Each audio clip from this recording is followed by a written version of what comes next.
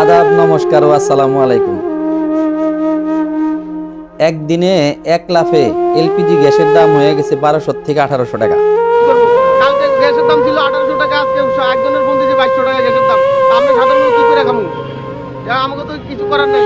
সব জিনিসের মূল্য তালিকা আছে, আমরা গ্যাসের মূল্য তালিকা চাই। তার মানে 2 দিনের ভিতরে বাইরে গেল 1000 টাকা। এখন 2 দিনের ভিতরে দোকানদাররা 1000 টাকা বাড়ায় দিছে, কিন্তু যারা কিনবে তাদের তো 1000 টাকা 2 দিনে বেতন বাড়ে নাই। তো এই জিনিসটা সরকারের লক্ষ্য করা উচিত ছিল, ওনারা করে নাই।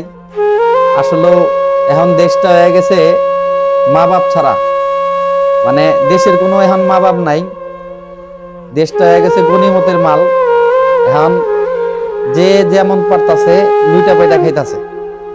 গরিব মরবো কি বাঁচবো এটা দেখার কারো দরকার নাই। গরিব মরলেই কি আর বাঁচলেই কি, এটা নিয়ে কারো মাথা ব্যথা নাই। এ হইছে আমাদের এখন বাংলাদেশ। নামে বাংলাদেশ, কিন্তু কামে সব শেষ।